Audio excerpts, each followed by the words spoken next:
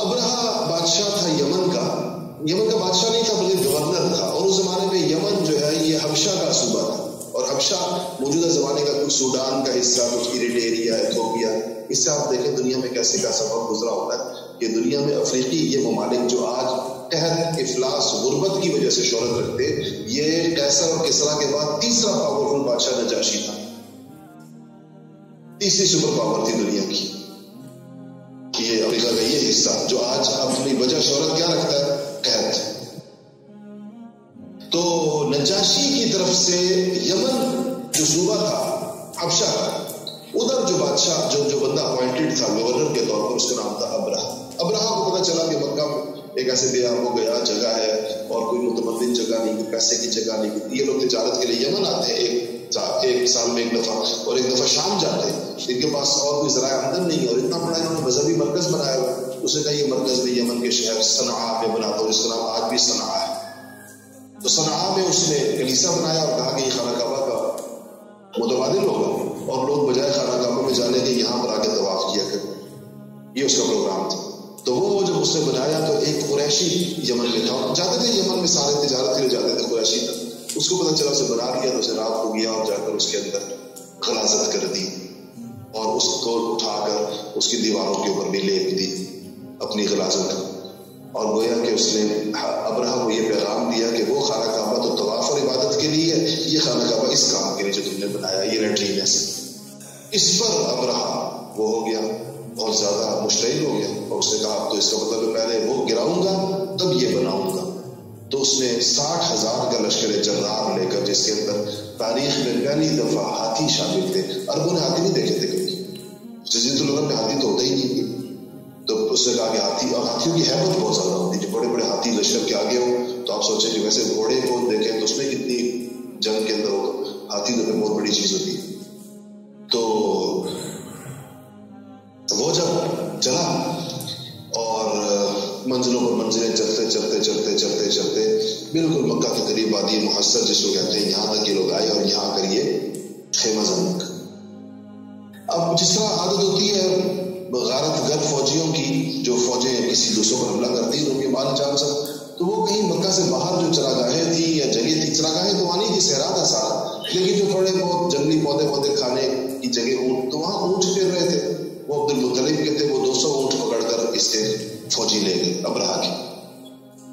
عبد المطلب کو کسی نے بتایا کہ جی یمن کا بادشاہ جو ہے وہ خانہ کعبہ ڈھانے کے لیے آیا ہوا ہے، یہاں تک پہنچ گیا، اس کے ساتھ ہاتھی ہیں اور اس کے ساتھ جو ہے وہ 60,000 کا لشکر ہے، اور آپ کے 200 اونٹ پکڑ کر لے گئے.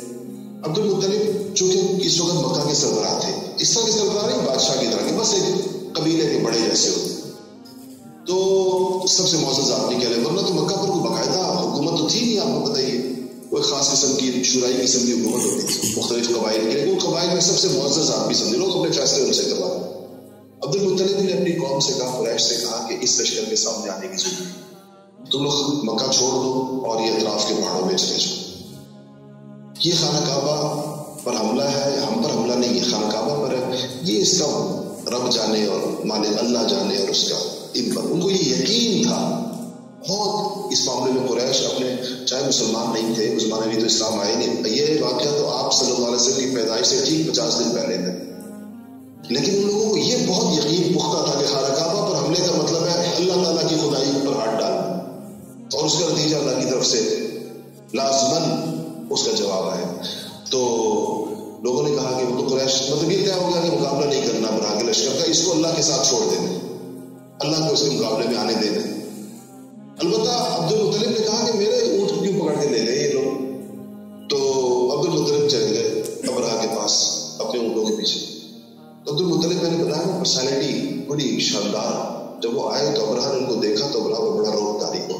کس نے بتایا کہ قریش کے وہ آئے، بڑے آئے، تو کہتے اس نے دیکھا رنگ روپ ان کا، قد کاٹ ان کا، اور جو ان کے اوپر ایک آثار تھا، تو کہنے لگا کہ اس کو دل میں آیا کہ ان کو اپنے ساتھ بٹھاؤں تخت پر. یہ آدمی تو نیچے بٹھانے کے لیے جہاں درباری بیٹھے ہوئے تھے، لیکن پھر سوچا کہ وہ تو اس قوم کی طرف سے آئے جس طرح بھی حملہ کرنے لگے، تو بھی کیا تخت پر بٹھاؤں اور پھر حملہ کرنا ہے. تو اس نے تخت پر تو نہیں بٹھایا، لیکن وہ آئے تو خود نیچے اتر کر آ گیا اور ان کے ساتھ نیچے بیٹھے، وہ جو پیچھے ہوئے تھے قالین وغیرہ. تو عبد المطلب سے کہا کہ کیسے آنا ہو؟ جب اپنے اونٹوں کے پیچھے آئے، میرے 200 اونٹ آپ کے لوگوں نے پکڑ لی. تو ابراہ نے کہا کہ آپ کو دیکھ کر آپ کی شخصیت کا ایک بہت بڑا تاثر میرے اوپر قائم ہوا تھا، جو آپ کی بات سن کر ختم ہو گیا. تو ان کا کیوں؟ کہتے ہیں کہ اس لیے کہ میں تو سمجھ رہا تھا ہم آپ پر حملہ کرنے والے ہیں، ہم خانہ کعبہ گرانے والے ہیں، آپ اس مسئلے کو لے کر آئیں گے، آپ اونٹوں کے غم میں آئے ہیں میرے پاس اپنے کہ میرے اونٹ پکڑ لیے. تو عبد المطلب نے بڑا تاریخی جملہ، عبد المطلب نے کہا کہ میں اونٹوں کا مالک ہوں، یہ مجھے دے دو. یہ جہاں تک بات ہے بیت اللہ کی، اس کا ایک اور مالک ہے، اور وہ مالک جانے اور تم لوگ جاؤ جو اس کا مالک. میں اپنے اونٹوں کا مالک ہوں، مجھے میرے اونٹ واپس کرو، اور بیت اللہ کے مالک کے ساتھ وہ تم سے نمٹے گا. وہ یہ کہہ رہے تھے. اسے کہا اونٹ دے دو ان کو، اونٹ دے دیے، چلے گئے. اسے کہا لشکر کو چلو بھائی آگے حملہ کریں. تو اب عجیب سچویشن یہ ہو گئی کہ وادی محصر سے آگے جو ہے وہ اونٹ آگے بڑھاتے ہیں. وہ ہاتھیوں کو چلانے کے لیے نیزہ نما ایک چیز ہوتی، ہاتھی جب نہ چلے تو اس نیزے کے آخر میں بالکل نیزہ لگا ہوا ہوتا ہے، اس سے اس کو کچوکے دیے جاتے ہیں. تو وہ لوگ اس ہاتھیوں کو کچوکے دے رہے ہیں، ہاتھی آگے نہیں جاتے. منہ موڑ کر دوسری طرف چلائیں، دائیں بائیں پیچھے ہر جگہ چلتا ہے، ہاتھی آگے نہیں جاتے. اور بالکل جیسے بریکیں لگا دی. اب ہاتھی کو تو کوئی دھکا دے کر نہیں چلا سکتا، آپ کو پتہ ہی. تو اب یہ لوگ اسی شش و پنج میں تھے، ہاتھیوں کو دھکے دے رہے ہیں، اور پورا لشکر 60,000 کا لشکر ہے، اور اس کے اندر گھوڑے اور اس میں اونٹ اور اس کے اندر لشکری. اور بس ان کا خیال ہے مکہ والے مقابلہ ویسے بھی نہیں کر رہا. آپ کو پتا جو مقابلہ نہ کرے اس پہ تو چڑھائی کرنے کا بہت مزہ ہوگا. ان کا خیال تھا بس اگلے منٹوں کے اندر آپ پورے مکہ کو تاراج کریں. اتنے میں آسمانوں پر ایک چھوٹی چھوٹی چڑیوں کا جھولے میں اتار ایک خواب آ گیا. اتنی چڑیاں تھی ایک انگلی کے برابر اس کی. ان چڑیوں کے 3 کنکر ان کے پاس تھے، ایک کنکر چونچ میں اور 2 کنکر پنجوں میں. اور یہ اوپر آئی، اس لشکر کے اوپر آئی، اور اوپر سے انہوں نے اپنے کنکر چھوڑے. کنکر ہاتھی کے سر پر جاتا تھا، نیچے سے نکلتا تھا، اور ہاتھی کی بجائے وہاں پر قیمے کا ڈھیر پڑا. انسان کے سر پر جاتا تھا، نیچے سے نکلتا تھا انسان، یعنی ہاتھ پاؤں چہرے کی شناخت نہیں ہوتی تھی. ڈھیر قیمے کا، جیسے قرآن نے اس کو کیا کہا، کعصف معقول. کعصف معقول کا مطلب آپ نے کبھی اوجڑی کے اندر پھٹا، اوجڑی پھٹی کبھی آپ کے ہاتھوں میں، یہ جو اندر جو کچھ ہوتا ہے نا اوجڑی کے اندر، یہ ہوتا ہے کعصف معقول، کھایا ہوا بھس. تو الم تر کیف فعل ربک باصحاب الفیل الم یجعل کیدہم فی تضلیل وارسل کہتے بھیجا علیہم طیرا ابابیل ترمیہم، ترمی کہتے ہیں پھینکنے کو، ترمیہم بحجارہ، حجارہ کہتے ہیں کنکری. حجارہ مانی من سجیل، سجیل کے بارے میں بات کہتے ہیں سنگ گل. سنگ گل کا مطلب ہوتا ہے گل مٹی کو کہتے ہیں فارسی کے اندر، اور سنگ جو ہے پتھر کو، وہ چھوٹے چھوٹے پتھر جو مٹی سے بنتے ہیں. بعض لوگ کہتے ہیں یہ کلمہ فارسی سے عربی میں آیا. فجعلہم کعصف معقول، اور وہ کیسے کر دیا، جیسے کھایا ہوا بھس. اور انسان بھی اللہ کی شان. یہ سارا ہاتھی بھی مارے گئے، لشکری بھی بہت مارے گئے. ابراہ کو نہیں لگا مجھے، ابراہ نہیں مارا گیا اس کے، کیونکہ اللہ تعالیٰ ابراہ کو نمونہ عبرت بنانا چاہتا ہے. ابراہ اگر سے مر جاتا تو یہ تو سٹوری ختم ہو جاتی ہے، یمن والوں کو کیا پتہ چلتا پیچھے کیا ہوا. تو ابراہ یہاں سے بھاگا، اور اس کو اب یمن تک کا سفر تو تھوڑا سفر تو نہیں ہوتا. تو رستے میں اس کو لگی بیماری ایسی تھی جس میں انسان کے اعضاء جھڑ جاتے ہیں آہستہ آہستہ.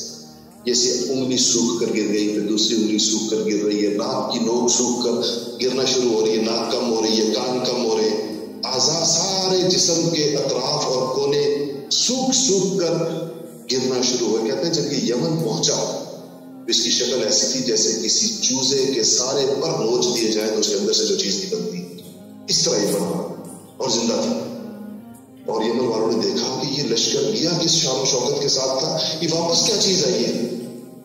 ایک بندہ وہ 60,000 کا لشکر جو ہاتھیوں کے ساتھ اور اس کے ساتھ نکلا تھا، واپس یہ سیمپل آیا تھا، یہ جو کیا نام اس کا ابراہ اس شکل کے. اور بس وہاں پہنچا، اس کا پھر کہتے ہیں کہ وہ اتنا جسم اس کا وہ بھر رہا تھا، اتنا کمزور ہو گیا تھا کہ دل کی دھڑکن بھی اس کے جسم کے لیے ناقابل برداشت تھی.